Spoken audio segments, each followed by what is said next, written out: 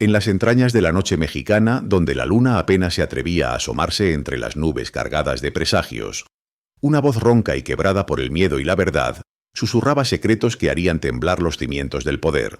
No era una voz cualquiera, sino la de un hombre que había caminado entre sombras, un sicario cuyo nombre, el Cuervo, se decía con un escalofrío. Sus ojos, acostumbrados a la penumbra, reflejaban una revelación que lo consumía. El Mayo, el infalible, el legendario líder cuyas decisiones se acataban sin chistar, no era el rey en su propio tablero. Había un patrón, una figura oculta que movía los hilos, y el mundo, absorto en la mística del cártel de Sinaloa, vivía en una mentira cuidadosamente construida. La lealtad suprema, aquella que el Cuervo había creído inquebrantable, estaba dirigida a una fuerza invisible, más poderosa y más artera que cualquier cártel. Esta verdad, guardada en lo más profundo de su ser, amenazaba con desatar un infierno. El Cuervo no era un hombre de muchas palabras. Su reputación hablaba por sí sola, eficiencia letal y un silencio sepulcral que lo hacían el ejecutor perfecto. Nadie conocía su verdadero nombre, ni el pueblo remoto y polvoriento del que provenía, perdido entre las montañas de un México olvidado. Allí la pobreza era una sombra perpetua y las oportunidades, espejismos. La vida le había enseñado que la supervivencia era una cruel obra de teatro, donde uno elegía entre ser depredador o presa. Él eligió la primera, no por una ideología retorcida o un anhelo de violencia, sino por la imperiosa necesidad de alimentar a su familia, de escapar de la miseria que amenazaba con devorarlo. Su entrada al cártel de Sinaloa fue una puerta de entrada a un mundo de reglas brutales, pero también de una estructura y un propósito que antes le eran ajenos. Su ascenso no fue meteórico, sino constante, forjado en la sangre de los rivales y en la inquebrantable lealtad que profesaba a sus superiores. Desde las filas más bajas observó, aprendió y ejecutó sin cuestionar. Su valor era su discreción, su don, una puntería infalible. Pronto su nombre llegó a oídos de los grandes, incluido Ismael el Mayo Zambada, la mente maestra detrás de muchas de las operaciones más audaces del cártel. Para el Cuervo, el Mayo era una figura casi mítica, un estratega implacable, el arquitecto de un imperio que resistía embates de gobiernos y rivales por igual. Su palabra era ley, su mirada, una sentencia. La lealtad de El Cuervo a El Mayo no era solo obediencia. Era admiración por un líder que parecía tener siempre un paso adelante, un visionario en el laberinto del narcotráfico. Verlo operar era presenciar el dominio de un arte oscuro y complejo. Él se sentía parte de algo grande, peligroso, pero innegablemente poderoso. El cártel de Sinaloa, bajo el liderazgo de El Mayo y otros capos, era una hidra de 1000 cabezas, una organización vasta y multifacética que abarcaba desde las plantaciones serranas hasta los puertos transnacionales. Su jerarquía era compleja, sus tentáculos se extendían por todo el continente y su nombre era sinónimo de poder absoluto e impunidad. El Mayo, en particular, se había ganado un lugar en la historia criminal, por su longevidad y su capacidad de eludir a las autoridades durante décadas, una hazaña casi legendaria. Era el último de los grandes, un fantasma que reinaba desde las sombras. El Cuervo era un engranaje vital en esa maquinaria, un soldado de élite al servicio de una visión que, hasta hace poco, creía ser la suya propia. Pero incluso en los imperios más consolidados, la semilla de la duda puede germinar. Lentamente, casi imperceptiblemente, comenzaron a circular rumores entre los mandos, medios, susurros de desconfianza que se filtraban por los pasillos de las casas de seguridad y se colaban en las charlas nocturnas, insinuaciones al principio vagas acerca de que la lealtad de El Mayo no era tan monolítica como todos creían, que su verdadero patrón no era el cártel, ni sus socios, ni siquiera sus propios intereses de poder, sino una entidad ajena, un titiritero invisible. Estos rumores al principio fueron desestimados por el Cuervo como producto de la envidia, de la paranoia inherente a su mundo, o de la desesperación de los descontentos. ¿Cómo podría El Mayo, el bastión de la resistencia, el estratega supremo, estar comprometido con alguien más allá del imperio que él mismo había construido? La idea le parecía absurda, un disparate que no merecía ni un segundo de su atención. La vida de El Cuervo continuó su curso letal. Las misiones se sucedían, las órdenes de El Mayo llegaban siempre claras y precisas, y él las ejecutaba con la misma frialdad y eficacia de siempre. No había espacio para las emociones, menos aún para las fantasías. Su mundo era tangible. La sangre en sus manos, el frío metal de su arma, el peso del dinero en sus bolsas. Pero los susurros persistían, como un zumbido molesto que, poco a poco, empezaba a calar en su conciencia. No podía ignorarlos completamente, no cuando provenían de fuentes que no eran precisamente conocidas por su chismorreo. Las habladurías comenzaron a tener una extraña resonancia, una ligera disonancia con la realidad que él conocía. Una pequeña grieta en la armadura de su fe inquebrantable en el Mayo comenzaba a formarse, casi imperceptible, casi insignificante, pero ahí estaba. Una semilla de discordia sembrada en un terreno fértil de lealtad absoluta. Pero el camino hacia la verdad y las consecuencias de desentrañar el misterio de El Mayo apenas comenzaban a vislumbrarse en el horizonte oscuro de su mundo. El zumbido que el cuervo había intentado ignorar comenzó a convertirse en una melodía disonante, una que se repetía con creciente frecuencia. Los rumores no eran infundados. Empezaron a manifestarse en pequeñas, casi imperceptibles, anomalías en las órdenes que recibía. Al principio las desestimó como meras peculiaridades estratégicas, decisiones que la mente de un sicario raso no estaba destinada a comprender. Sin embargo, su mente, entrenada para la observación minuciosa y la inferencia rápida en situaciones de vida o muerte, no tardó en detectar patrones. Las misiones que el Mayo enviaba no siempre se alineaban con la lógica brutal pero coherente del cártel. Había desplazamientos de hombres y recursos que no parecían beneficiar directamente las operaciones del grupo, sino que desviaban la atención o incluso debilitaban posiciones clave de formas inexplicables. Un ejemplo particularmente inquietante fue una operación en la que se le ordenó asegurar una ruta de contrabando secundaria, descuidando una primaria de vital importancia. El cuervo sabía que esa ruta principal era el corazón financiero de un sector del cártel. La prioridad dada a la secundaria no solo era extraña, sino contraproducente. Mientras sus hombres se desgastaban en un territorio de bajo valor estratégico, la ruta principal sufrió un golpe inesperado de un cártel rival. La pérdida fue significativa. La explicación oficial fue un error de cálculo o una traición interna, pero el cuervo, en su fuero interno, no lo creyó. Había algo más, una capa de intencionalidad que no encajaba. Otro incidente que avivó sus sospechas fue el repentino cese de hostilidades con un grupo antes considerado enemigo acérrimo. La tregua, inesperada y sin una razón aparente que beneficiara al cártel de Sinaloa, permitió al grupo rival consolidar su control en regiones clave de las que el Mayo había estado intentando desalojarlos durante meses. Las explicaciones dadas a los mandos intermedios eran vagas: estrategia de bajo perfil, reorganización de fuerzas. Pero el cuervo veía la realidad en el terreno.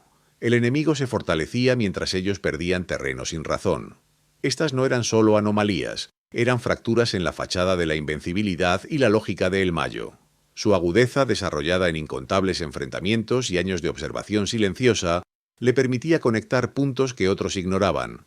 Empezó a prestar atención a detalles intrascendentes, un tipo específico de encriptación en los mensajes de radio que solo se usaba en ciertas comunicaciones, movimientos financieros que pasaban por canales inusuales y que no se registraban en los libros principales de contabilidad del cártel, o alianzas inesperadas con figuras políticas de bajo perfil que, de repente, recibían un apoyo desproporcionado del grupo. Estos no eran los movimientos bruscos de un estratega errático, eran los hilos de una red más compleja, tejida con una sutileza que lo dejaba perplejo. Una noche interceptó por casualidad una serie de comunicaciones codificadas que, a primera vista, parecían rutina. Sin embargo, la frecuencia y la cadena de mando a la que estaban dirigidas le parecieron extrañas. No eran los canales oficiales del cártel. Con su conocimiento experto en intercepción y decodificación, tardó días en descifrarlas. Lo que encontró no eran órdenes directas, sino informes detallados de la situación en ciertos territorios enviados a un receptor desconocido, utilizando jerga que no era la habitual entre los capos.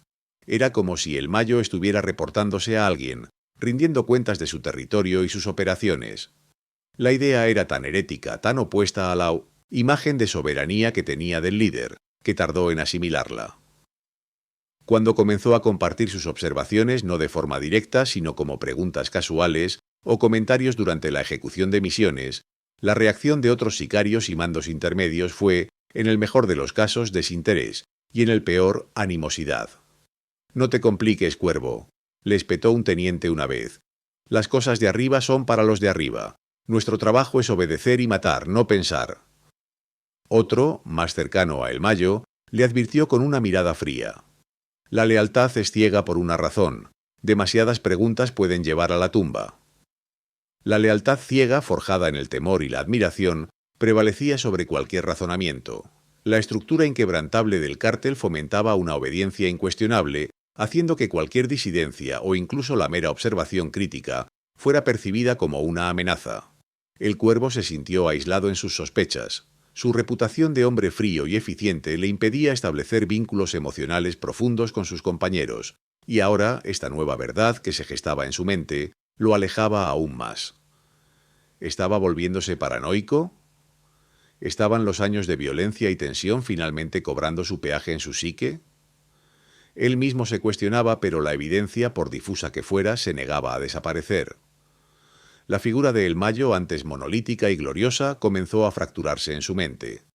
La admiración que sentía por el líder chocaba frontalmente con la creciente evidencia de una doble agenda.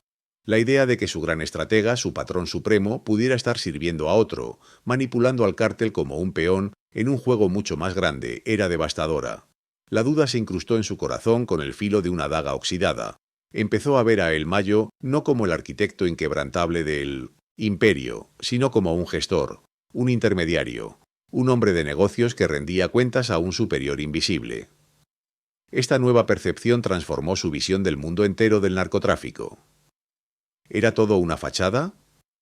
¿Eran los cárteles solo máscaras para un poder más profundo que operaba en las sombras, utilizando a hombres como El Mayo y a sicarios como él mismo para sus propios fines?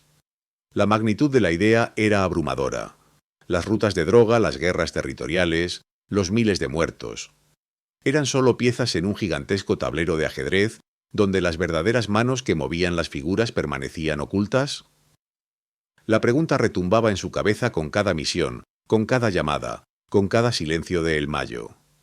La confianza ciega había sido reemplazada por una insidiosa y corrosiva sospecha, la semilla de una investigación personal que, sabía, podría costarle la vida. La duda, como un parásito insidioso, había anidado en lo más profundo de su ser, carcomiendo la lealtad que una vez fue inquebrantable. El Cuervo sabía que no podía vivir con la incertidumbre. Su naturaleza metódica y su instinto de supervivencia le exigían respuestas. Impulsado por una necesidad visceral de entender la verdad, se embarcó en su propia investigación encubierta, un juego de alto riesgo dentro de un mundo ya de por sí letal. No podía permitirse un error, ni el menor atisbo de sospecha que lo delatara. Sus habilidades, forjadas en años de discreción y observación, se convirtieron en sus mejores aliadas. Utilizó sus redes de contactos, aquellos lazos informales que se tejen en los márgenes del crimen, lejos de las estructuras oficiales del cártel.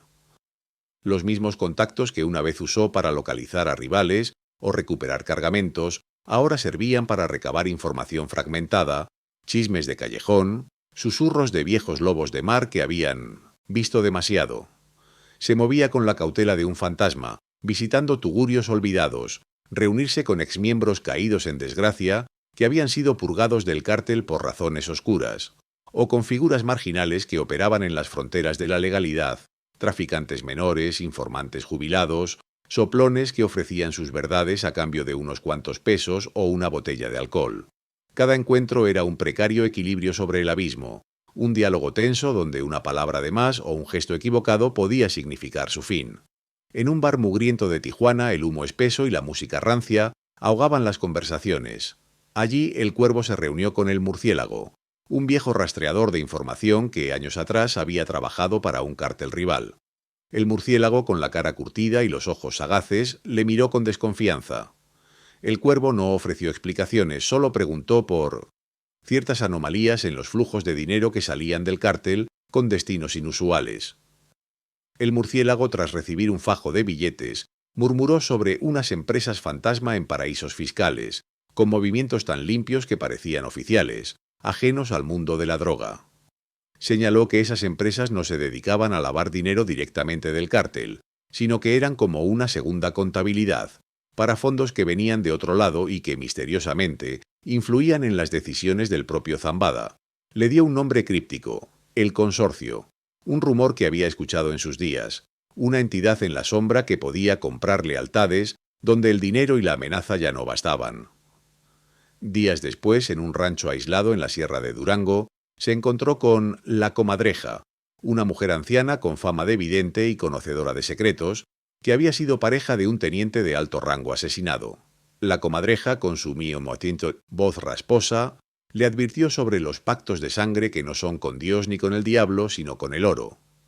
Contó que su difunto compañero había estado inquieto con las órdenes de arriba, que a veces parecían venir de más arriba, de gente que no tiene cara ni nombre. Menciona cómo el Mayo en ciertas ocasiones recibía visitantes misteriosos en propiedades ultraseguras, gente de traje y portafolio, que no eran narcos, ni policías, ni políticos conocidos. Nunca les vi la cara, dijo con un escalofrío, pero su presencia era como la de un depredador que no necesita gritar para ser temido.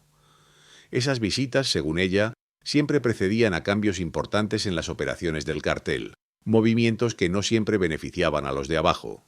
Estas revelaciones, aunque fragmentadas, empezaron a dibujar un patrón inquietante. No era la intervención de un cártel rival, ni la intromisión del gobierno. Era algo más sutil, más profundo, una entidad con una influencia capaz de moldear las decisiones del todopoderoso Zambada. Las piezas del rompecabezas comenzaron a encajar, formando una imagen de una red de poder clandestina que trascendía los límites del narcotráfico tradicional. El Cuervo comparaba estas revelaciones con los patrones anómalos que él mismo había detectado: las rutas sacrificadas, las treguas inexplicables, los flujos financieros extraños. Todo apuntaba a un mismo origen: el consorcio. Una mano invisible que operaba con la precisión y el anonimato de un aparato estatal, pero con los intereses de una corporación oscura. Una noche, mientras revisaba una serie de comunicaciones interceptadas que había logrado extraer de un servidor seguro, su ojo entrenado dio con algo inusual. No era un mensaje codificado por las técnicas habituales del cártel, sino un archivo aparentemente inofensivo, una hoja de cálculo encriptada, con un algoritmo de nivel bancario. Le tomó días, noches enteras de trabajo febril, explotar una vulnerabilidad en el cifrado. Cuando finalmente lo abrió, un escalofrío le recorrió la espalda. No era una lista de pagos a sicarios ni un inventario de droga. Era un registro detallado de transacciones financieras, sumas colosales de dinero transferidas a cuentas offshore controladas por fiduciarios anónimos. Y lo más perturbador, adjunto a cada transacción, había una referencia: pago por servicios de logística y seguridad, Proyecto Orion. El documento también contenía un anexo, una especie de organigrama que no correspondía a la estructura del cártel de Sinaloa. En él, el Mayo aparecía en un nivel intermedio, reportando a una serie de designaciones alfanuméricas, y éstas a su vez a un nivel superior, identificado solo como Consejo Alfa. El proyecto Orion no era un cargamento de droga, sino una operación mucho más grande y compleja que utilizaba la infraestructura del cártel para fines que no eran el narcotráfico puro, sino el transporte de activos que no se especificaban y que requerían protección de rutas y disuasión de competidores. Era una operación de logística a escala global, camuflada bajo el manto del narcotráfico. Esa crucial pieza de información validó sus peores temores.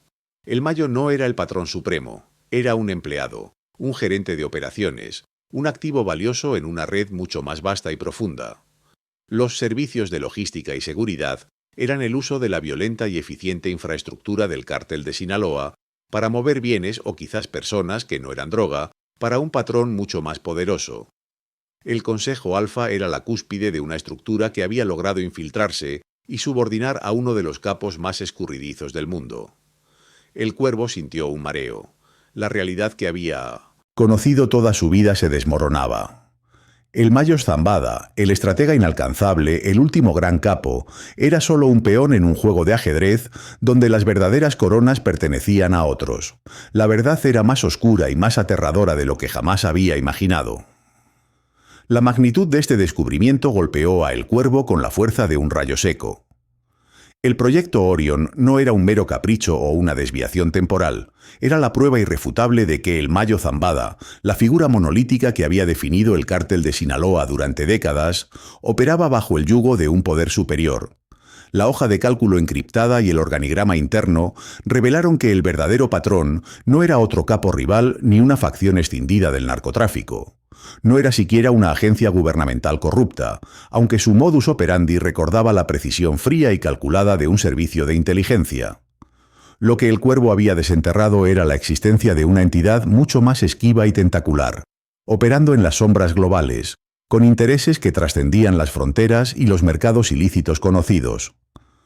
Este Consejo Alfa, como se autodenominaba en los documentos cifrados, no buscaba el dominio territorial o el control de las rutas de la droga como fin último. Para ellos, el cártel de Sinaloa no era más que una herramienta, un formidable aparato logístico y de seguridad. La infraestructura del cártel, sus sicarios, sus rutas de tráfico, su capacidad corruptora y su brutalidad eran activos que se ponían al servicio de intereses superiores que no se limitaban al mero trasiego de estupefacientes. Activos no especificados, rezaba el documento, dejando a la imaginación de El Cuervo la naturaleza de lo que realmente movían. Quizás armas de última generación, tecnologías prohibidas, información sensible o incluso personas de alta importancia. El Mayo no era un rey, sino un gerente de operaciones, un intermediario de alto nivel en un plan mucho más complejo y ominoso. Las implicaciones de esta verdad eran aterradoras. El Cuervo comprendió que este patrón invisible manipulaba a El Mayo y, por extensión, a todo el cártel de Sinaloa para sus propios fines. Esos fines, dedujo con una frialdad que solo los años en el submundo pueden otorgar, trascendían el narcotráfico y se adentraban en esferas de poder geopolítico y económico global. Podrían ser grupos que operaban con intereses políticos oscuros, corporaciones transnacionales con agendas ocultas o incluso elementos de inteligencia de alguna potencia mundial que utilizaban al cártel como un proxy para operaciones encubiertas. Era un juego donde el dinero y la sangre del narco eran solo fichas en un tablero mucho más grande, donde los verdaderos jugadores vestían trajes de miles de dólares y no botas de piel de caimán. La comprensión de esta realidad le golpeó no solo como un descubrimiento profesional, sino como una crisis de identidad devastadora. El Cuervo siempre se había visto a sí mismo como un soldado, un ejecutor leal a un código, por brutal que fuera. Su lealtad a El Mayo era el ancla de su existencia en ese mundo caótico. Ahora, esa lealtad se revelaba como una farsa, una lealtad a un líder que, a su vez, era un sirviente. La admiración que sentía por El Mayo se transformó en una amarga mezcla de desilusión y una profunda sensación de traición. Había derramado sangre, había ejecutado misiones con absoluta convicción, creyendo que servía al verdadero poder, a un hombre que era amo de su propio destino. Pero ahora sabía que había sido un peón, un recurso prescindible en un juego de titanes, donde ni siquiera el mítico El Mayo era el titiritero. Esta epifanía lo convirtió, de la noche a la mañana, en un objetivo viviente. Conocía una verdad que, si salía a la luz, desestabilizaría no solo el cártel, sino quizás toda la estructura de poder en México y más allá. Saber esto lo convertía en una amenaza existencial para el Consejo Alfa, y para el propio El Mayo, cuya posición dependía del secreto. Había cruzado una línea de no retorno. Ya no era solo un sicario, era un depositario de una verdad explosiva, una verdad que lo marcaba para la muerte. Su lealtad anterior a El Mayo no solo se transformó en una crisis existencial, sino en el conocimiento ineludible de que, en cualquier momento, el patrón de su patrón podría decidir eliminarlo. Un dilema brutal se alzó ante él, una encrucijada moral y práctica de proporciones catastróficas. ¿Qué hacer con esta información? Revelarla así como así, sin un plan, era un suicidio. Desestabilizaría todo el submundo criminal de México, desataría una guerra sin precedentes por el vacío de poder, y pondría su vida en peligro extremo, no solo de los sicarios del cártel, sino de los agentes silenciosos del Consejo Alfa. Traicionar la única estructura que había conocido, el cártel que le había dado un propósito y una forma de vida, era un acto impensado para la persona que había sido hasta ese momento. Pero guardar silencio, hacerse el ciego ante la manipulación, era vivir una mentira, ser cómplice silencioso de una farsa monumental. Su mente, siempre calculadora y fría, comenzó a procesar los escenarios. Si se quedaba, corría el riesgo de ser descubierto y eliminado. Si huía, sería un fugitivo perpetuo, con el conocimiento de que la verdad lo perseguiría sin descanso. Si intentaba exponer la verdad, tenía que ser con una estrategia tan audaz y metódica como las que El Mayo había empleado para evadir a las autoridades durante décadas. La información era su única arma, pero también su condena. No bastaba con saber. Tenía que saber qué hacer con lo que sabía. La soledad de su conocimiento era una carga abrumadora. Ya no podía confiar en nadie dentro del cártel. Cada mirada, cada orden, cada movimiento a su alrededor se percibía bajo la lente de esta nueva y aterradora realidad. El Cuervo, el hombre de acción y pocas palabras, se encontró en un laberinto de intriga que superaba con creces los enfrentamientos armados a los que estaba acostumbrado. Esto no era una guerra de balas, sino de información, de influencias, de verdades silenciadas. La verdadera batalla no era por el control de una ruta de droga, sino por la soberanía de la verdad misma. Y él, un simple sicario, un engranaje en la maquinaria, se había topado con el motor maestro. El precio de su descubrimiento era la redefinición de su existencia, la anulación de todas sus lealtades pasadas, y la carga ineludible de un secreto que podía destruir a los poderosos si era manejado con astucia, o destruirlo a él si cometía el más mínimo error. La vida del Cuervo, tal como la conocía, había terminado. Había nacido un nuevo hombre, uno que vivía con el peso de un conocimiento peligroso, un hombre que ahora debía decidir su propio destino en las sombras de una verdad impactante. El dilema de sí y cómo actuaría no le dejaría dormir. La verdad, una vez desenterrada, se convirtió en una carga insoportable para el Cuervo. Cada misión encargada, cada orden dictada directamente por el Mayo Zambada, ahora se percibía bajo una nueva y siniestra luz. La sombra del verdadero patrón se proyectaba sobre cada decisión, cada movimiento del cártel, impregnando cada acción con un propósito oculto y ajeno a los intereses que el Cuervo había creído servir. Ya no era simplemente obedecer, era ser cómplice, un peón consciente en un tablero de ajedrez donde las reglas y el verdadero objetivo eran dictados por fuerzas invisibles. Esta realización mordía en su conciencia, transformando la obediencia en un acto de traición a sí mismo. La presión de ese conocimiento era un peso constante sobre sus hombros, más opresivo que el más duro de los entrenamientos o el más sangriento de los enfrentamientos. Su mente, habitualmente fría y calculadora, ahora trabajaba sin cesar, sopesando riesgos y escenarios. Era un ajedrecista ante una partida, de la que conocía las piezas importantes, pero no al jugador. No podía actuar impulsivamente. Un paso en falso, una palabra equivocada, y sería silenciado, su verdad enterrada con él. Debía idear un plan, no solo para exponer la verdad, sino para protegerse de las repercusiones que sabía serían brutales. Su propia supervivencia dependía de su astucia. El Cuervo, siempre observador, comenzó a notar sutiles cambios en su entorno. Una vigilancia inesperada se cernía sobre él. No eran los escurridizos seguimientos de las autoridades, sino algo más íntimo, más cercano. Pequeños incidentes casi imperceptibles para otros, pero evidentes para sus sentidos agudizados. Un vehículo que aparecía con demasiada frecuencia en su ruta, miradas prolongadas y extrañas de otros sicarios aparentemente leales a El Mayo, o cambios inexplicables en las rutinas de seguridad de los lugares que frecuentaba. ¿Era paranoia, el precio de un conocimiento tan peligroso, o una señal inequívoca de que su investigación había captado la atención? Recordó el incidente de la semana anterior. Había estado en un punto de encuentro clandestino, un almacén abandonado en las afueras de Culiacán, revisando unas coordenadas que esperaba le llevaran a otra pieza del rompecabezas. De repente, la luz del almacén parpadeó. No era una falla eléctrica habitual. Era un corte limpio, seguido de un silencio sepulcral que no le gustó. Su instinto le gritó peligro. Se fundió con las sombras, arma en mano, el corazón latiéndole con fuerza en el pecho. Escuchó pasos, no uno, sino varios, moviéndose con una cadencia demasiado profesional para ser simples ladrones. Estuvieron cerca, muy cerca, oteando el espacio con linternas. El Cuervo se mantuvo inmóvil, apenas respirando, hasta que los pasos se alejaron, y la luz, con un chasquido mecánico, regresó.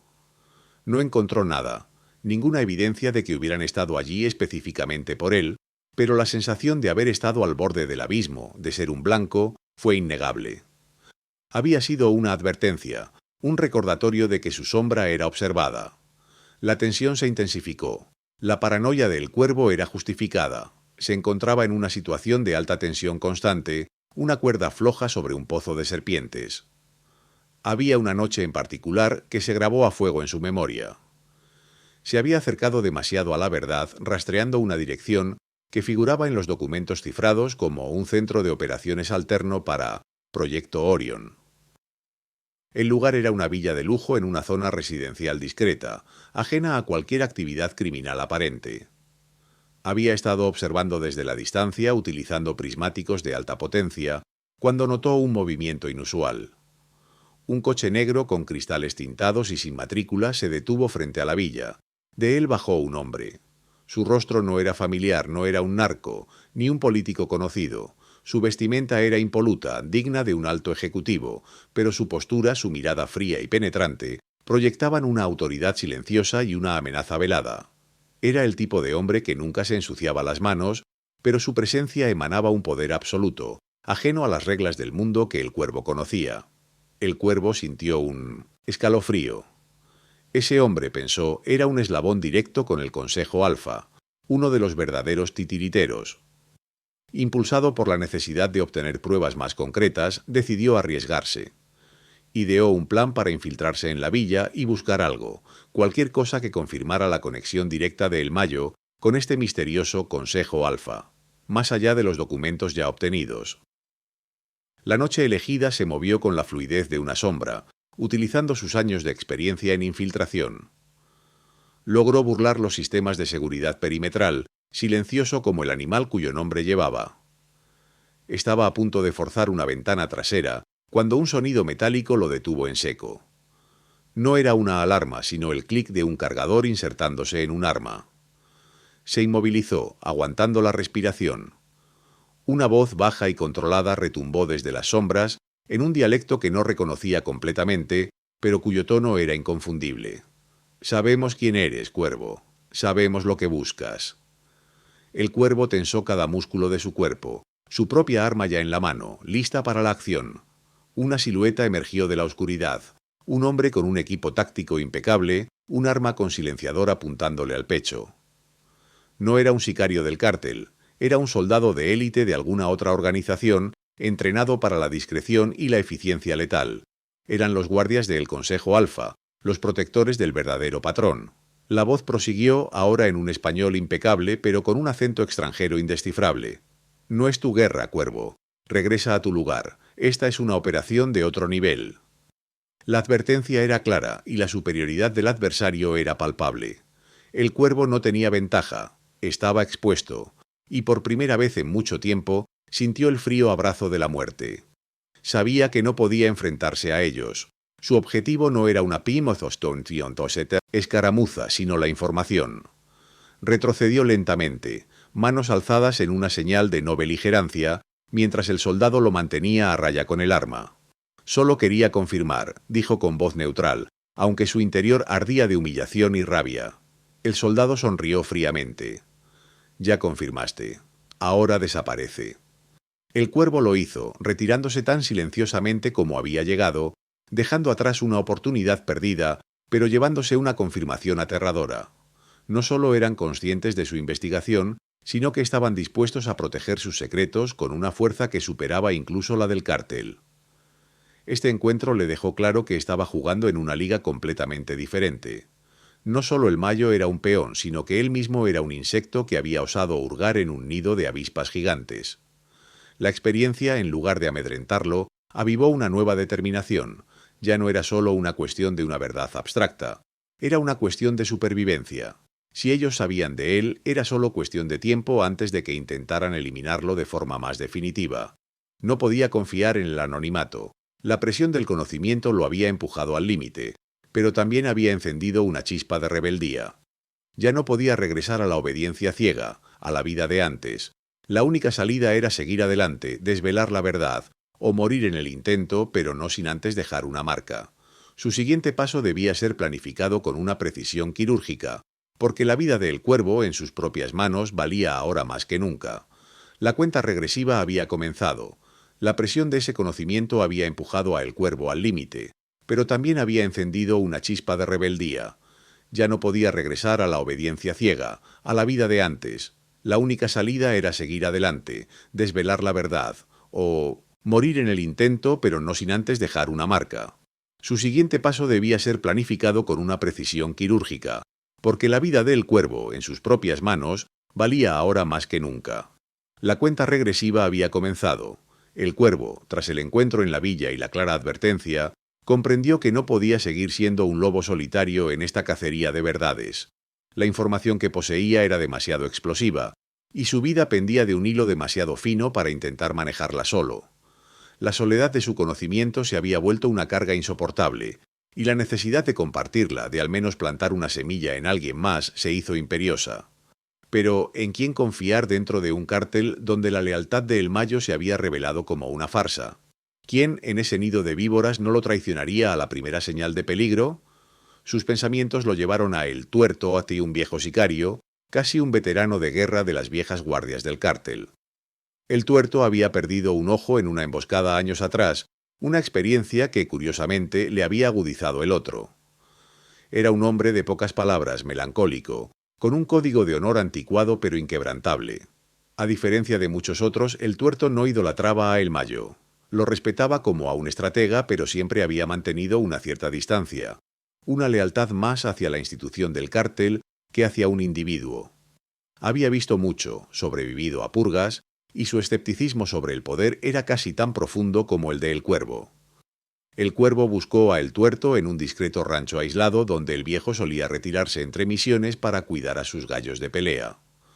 La conversación no fue fácil. El Cuervo no reveló todo de golpe, sino que lo hizo con la misma cautela que usaría para desactivar un explosivo. Comenzó con las anomalías en las órdenes, las desviaciones estratégicas que El Tuerto también había notado, pero había atribuido a cosas de arriba.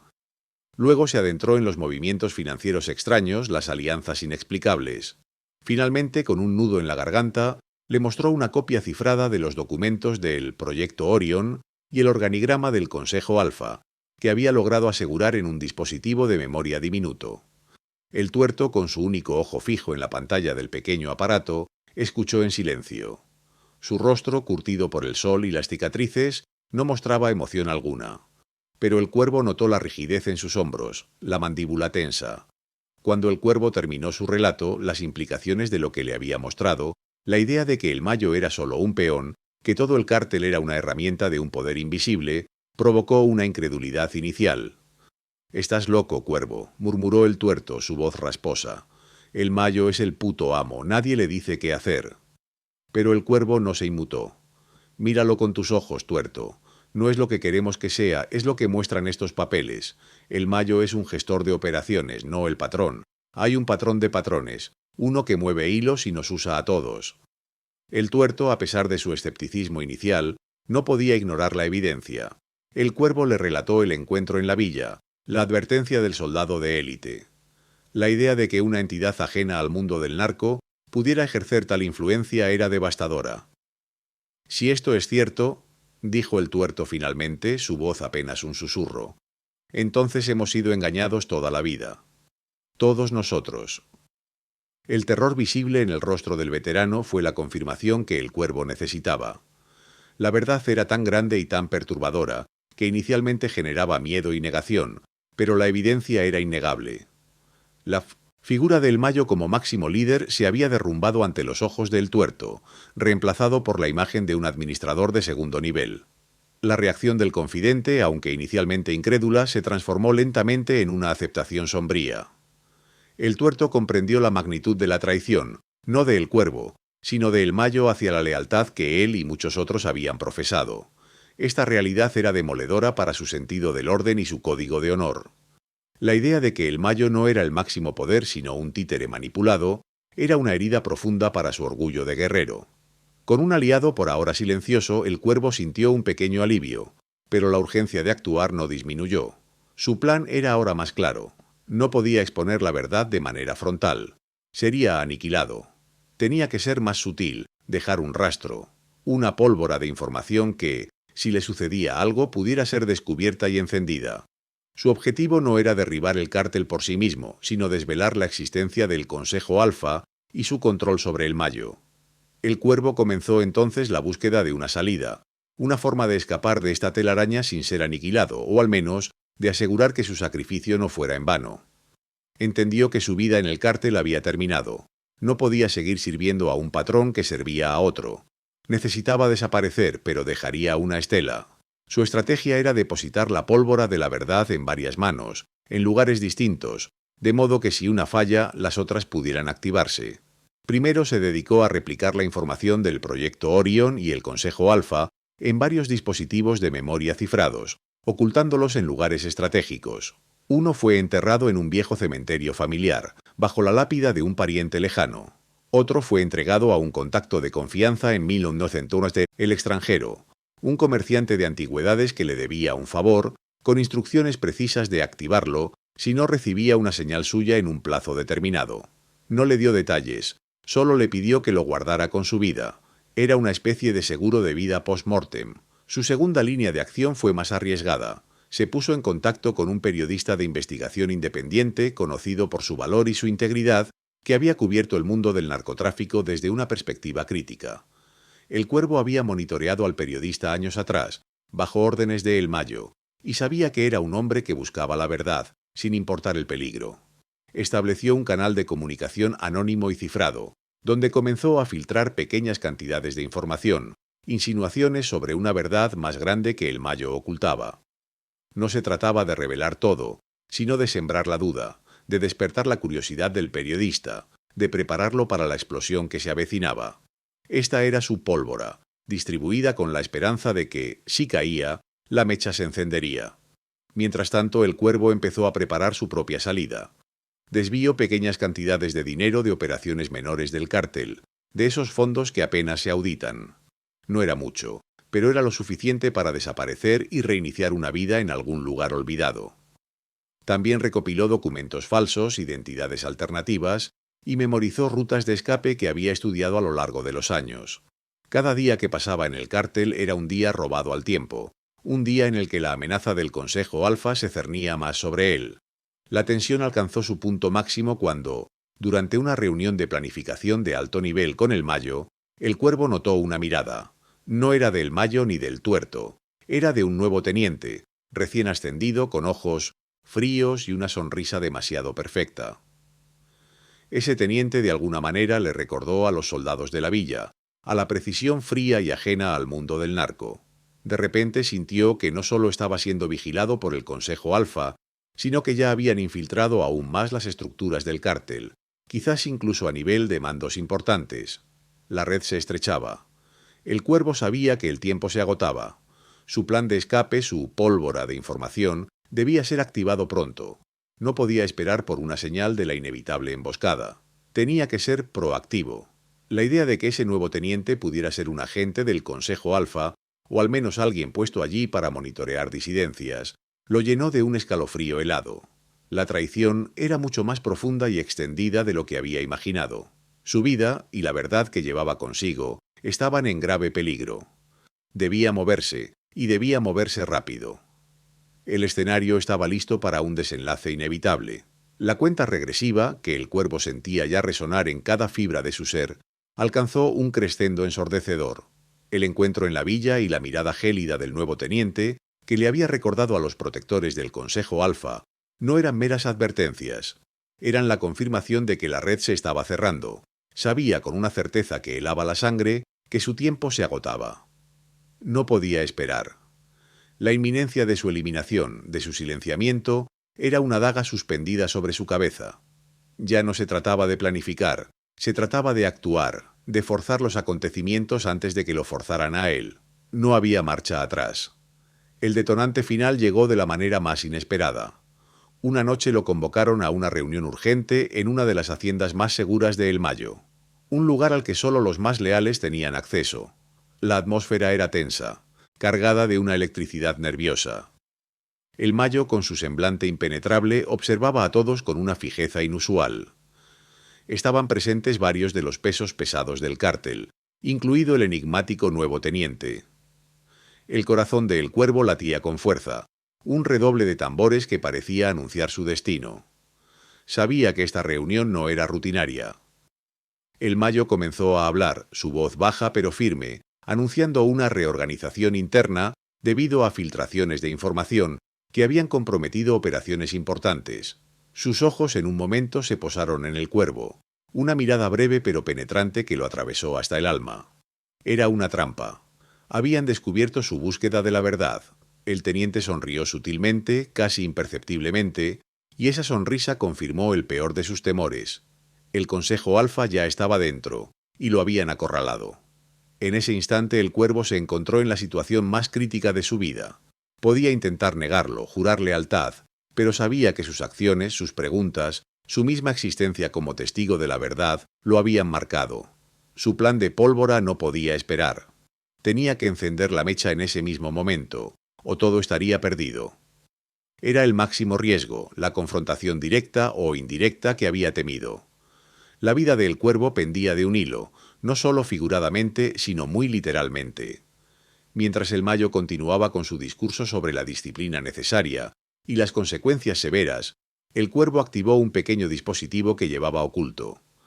Era un emisor cifrado, diseñado para enviar una señal de alerta a su contacto en el extranjero y simultáneamente a la dirección anónima del periodista. Había preprogramado un mensaje de emergencia total junto con las coordenadas de la hacienda. Era un acto de desesperación, pero también de estrategia. Esperaba que la activación de la señal fuera indetectable en ese momento, un pulso silencioso en medio de la mentira. Pero no era suficiente. Necesitaba un golpe más directo, algo que comprometiera a El Mayo de forma innegable en ese mismo lugar, en ese preciso momento. Su mirada se cruzó con la de El Tuerto, quien, con su único ojo, había captado la tensión y el peligro inminente. El Tuerto asintió apenas, una señal casi imperceptible, de entendimiento y lealtad a la verdad compartida.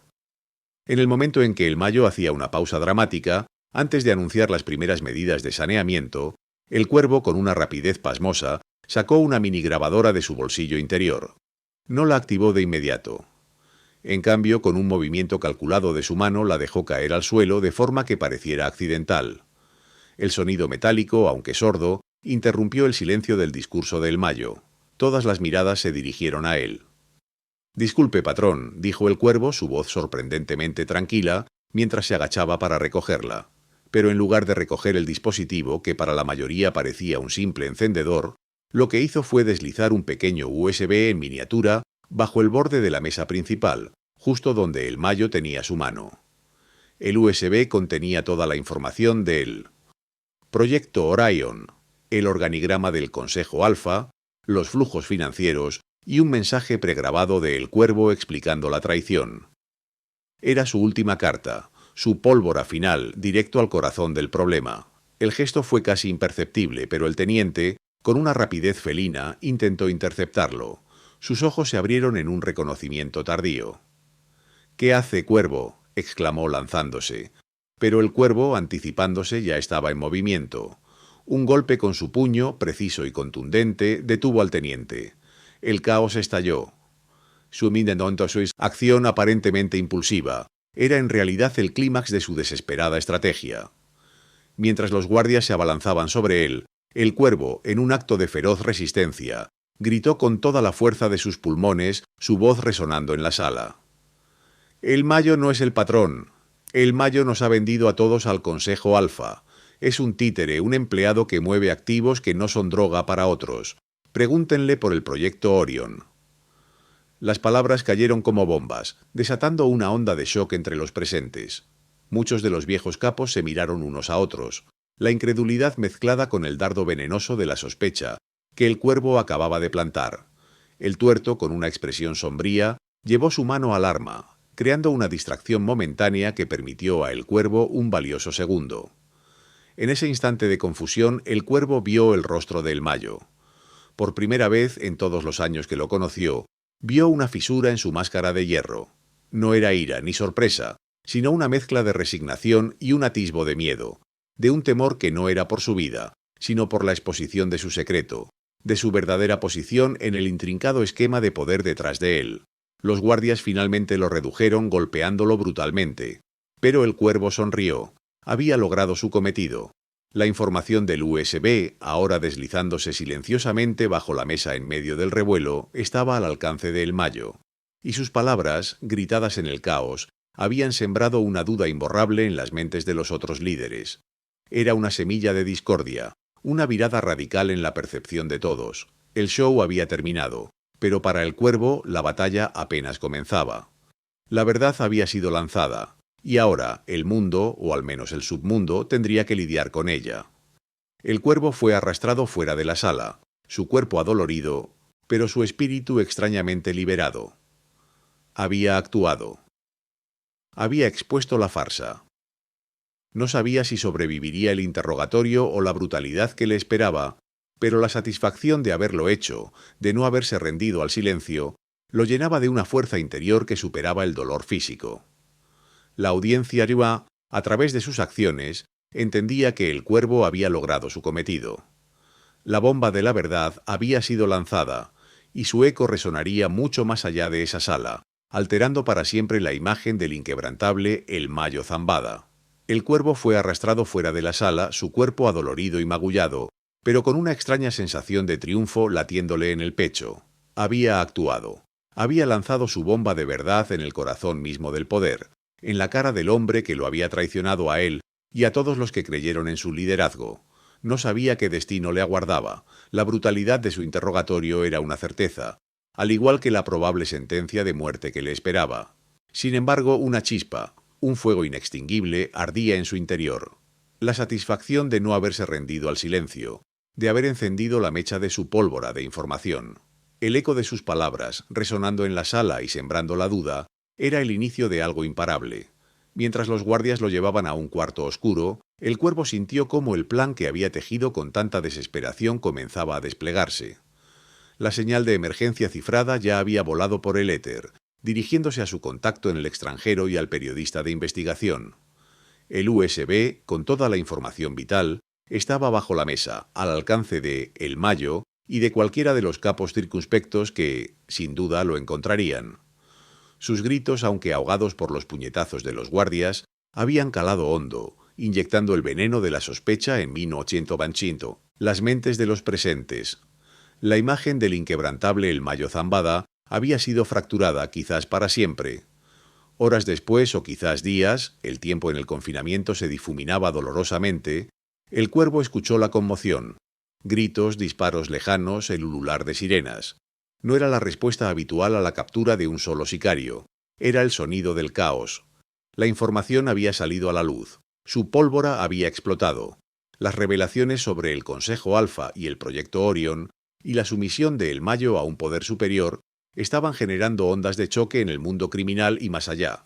Su contacto en el extranjero, el comerciante de antigüedades, había activado el dispositivo al no recibir su señal.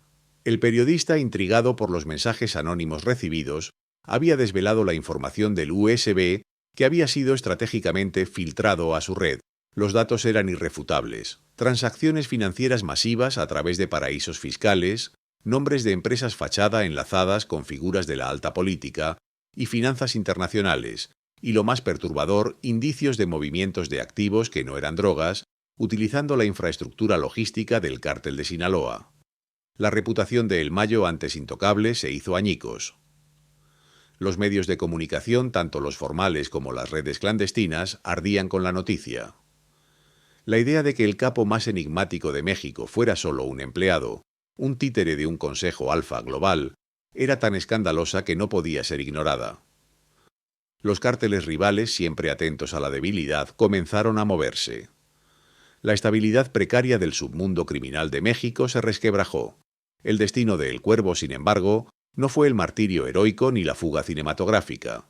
Gracias a la confusión generada por la explosión de la información y a la intervención silenciosa de El Tuerto, quien con su lealtad dividida manipuló un par de guardias para que relajaran el control, El Cuervo encontró su oportunidad. En medio de un tiroteo masivo provocado por un intento de rescate o eliminación de la hacienda que se había convertido en un caos, logró escapar. Herido, exhausto, pero libre. Su vida desde entonces se convirtió en una existencia en las sombras, una figura fugitiva, marcada por el conocimiento que poseía. No era una victoria total, no había desmantelado el Consejo Alfa, ni había derrocado a los verdaderos titiriteros, pero había logrado su objetivo, exponer la verdad. El Mayo, aunque seguía en libertad por un tiempo, había perdido su aura de invencibilidad y autonomía. Su autoridad se había erosionado, su credibilidad estaba en entredicho, y su posición en el tablero de ajedrez global se había visto comprometida irremediablemente. La estabilidad de su imperio se tambaleaba. El Cuervo halló una especie de libertad en su exilio autoimpuesto. Ya no era un sicario ciego y leal a una mentira. Se había reinventado en el crisol de la verdad, un hombre que había desafiado el statu quo pagando un precio inmenso, sí, pero encontrando una dignidad en su acto de rebeldía. Su nueva identidad, forjada en la clandestinidad, le permitía observar desde la distancia el terremoto que había provocado. Su acto fue un recordatorio brutal de que en el mundo del poder la lealtad es una moneda de dos caras y la verdad un arma de doble filo. La historia del Cuervo se convirtió en una leyenda silenciosa, un murmullo entre aquellos que se atrevían a cuestionar lo establecido. Se decía que de vez en cuando un nuevo paquete de información, meticulosamente cifrado y estratégicamente filtrado, aparecía de la nada, desatando nuevas olas de revelaciones, siempre apuntando a las sombras del Consejo Alfa. Era el Cuervo, el fugitivo, el susurrador de verdades, el hombre que desde su propia oscuridad seguía librando su guerra contra la mentira. Su historia, la de un hombre humilde que escaló las filas de la mafia para luego desafiar a los titanes ocultos, es una profunda reflexión sobre la naturaleza del poder. No siempre reside donde se cree, ni es ejercido por quienes ostentan los títulos más rimbombantes. Los verdaderos patrones, como el Maurice Yato, como lo descubrió el Cuervo, a menudo permanecen en las sombras moviendo los hilos de un mundo que cree ser libre. La búsqueda de la verdad, incluso en los círculos más oscuros y peligrosos, puede surgir como un acto de redención personal, un faro de luz que, aunque tenue, es capaz de iluminar las profundidades de la manipulación y la falsedad. La caída de El Mayo, o al menos la erosión de su poder absoluto, no fue el fin de la guerra, sino el inicio de una nueva comprensión. El verdadero enemigo no vestía uniforme de cártel ni insignia policial. Era más insidioso, más influyente, un ente sin rostro que utilizaba a todos, desde el capo más poderoso hasta el sicario más insignificante, como meros instrumentos. La lección del Cuervo fue clara. El poder supremo no siempre reside en la fuerza bruta o en la visibilidad, sino en la capacidad de manipular la percepción, de dictar la verdad y de ocultar la propia existencia.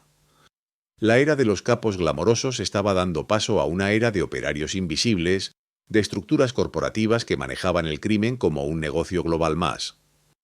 El Cuervo, el hombre que una vez fue una sombra al servicio de otra sombra, se había convertido en una sombra al servicio de la verdad. Su destino incierto, su vida de fugitivo, era el precio de su libertad, la libertad de saber y de haber actuado en consecuencia. Y en esa libertad encontró algo más valioso que cualquier fortuna o dominio territorial, la paz de haber sido fiel a sí mismo, contra viento y marea, contra el poder más absoluto. Así, la historia del Cuervo concluye, no con un punto final, sino con un interrogante persistente, un eco en el aire. ¿Quiénes son los verdaderos patrones en nuestro mundo? ¿Qué hilos invisibles se mueven detrás de las cortinas del poder, dictando el destino de naciones y millones de vidas? La historia del Cuervo nos invita a mirar más allá de lo obvio, a cuestionar la narrativa dominante y a buscar la verdad, por dolorosa o incómoda que ésta sea. Porque a veces la mayor amenaza no es la que vemos, sino la que permanece en la oscuridad, protegida por el silencio y la complicidad de quienes se benefician de su sombra. Y a veces un simple sicario, un hombre olvidado entre las montañas, es quien nos muestra el camino hacia esa verdad, aunque el precio sea su propia existencia.